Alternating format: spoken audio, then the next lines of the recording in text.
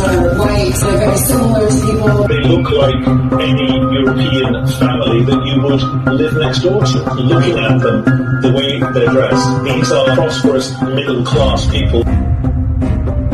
These are not refugees from Syria. This isn't a place like Iraq or Afghanistan that has seen conflict raging for decades. These are not obviously refugees trying to get away from areas in the Middle East that are still in a big state of war. These are not people trying to get away from areas in North Africa. Now the unthinkable has happened to them. And this is not a developing third world nation. This is Europe. Et je parle pas, on parle pas là de Syriens qui fuient les bombardements. On parle d'Européens qui partent à leur voiture, qui ressemblent à nos voitures, qui prennent la route et qui essayent juste de sauver leur vie, quoi.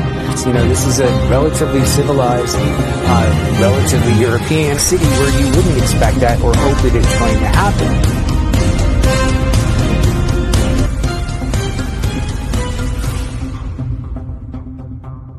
This is really sad and this is disappointing. But this is not the first time it is happening. We have seen the bias many a times. I mean, the race supremacy is the root cause of conflict.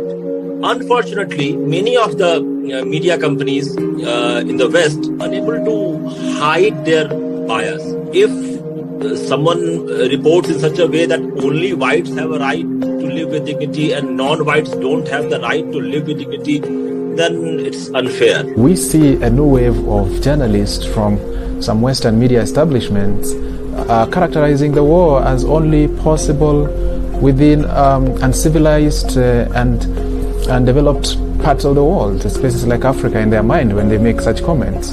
It's indicative of the long-standing superiority complex, if you like, that defines Western politicians, policymakers, and even their newsrooms in terms of how to see Africa.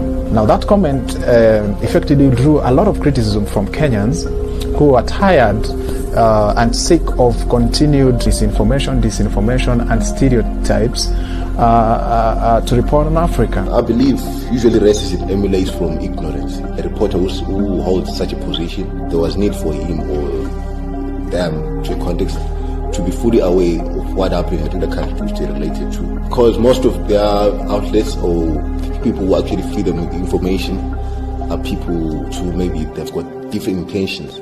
Some of them want to get the information for the sake of to generate income. Estados Unidos, por ejemplo, discrimina a las minorías asiáticas, latinas, mexicanos, salvadoreños